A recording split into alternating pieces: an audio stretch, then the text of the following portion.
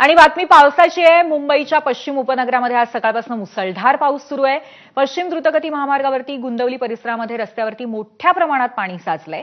पश्चिम द्रुतगती महामार्गावरती पाणी साचल्यामुळे अर्थातच वाहतूक कोंडी सुद्धा मोठ्या प्रमाणात झाली आहे आणि याचाच आढावा घेतलाय आमच्या प्रतिनिधींनी।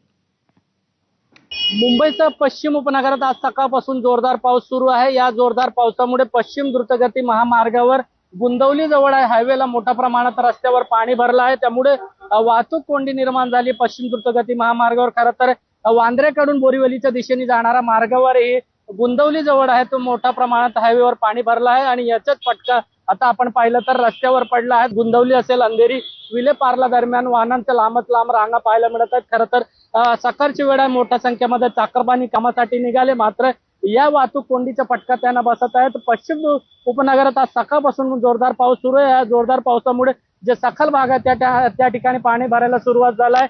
अंधेरी सबवे असेल किंवा पश्चिम द्रुतगती महामार्गावर या ठिकाणी गुंदवलीचा जो हायवेवर बस स्टॉप आहे त्या ठिकाणी मोठ्या प्रमाणात पाणी भरलाय। त्यामुळे वाहन चालक जो आहेत एका साईडला ज्या ठिकाणी पाणी कमी त्या ठिकाणी मार्ग काढताना या दृश्यामध्ये पाहायला मिळत आहेत। खरं तर असंच जोरदार पाऊस सुरू राहिला तर पश्चिम उपनगरात इतर सखल भाग आहे त्या ठिकाणी पाणी भरायला सुरुवात होणार आहे। कॅमेरामॅन मोहनचा सत्यम सिंग, एबीपी माझा, मुंबई।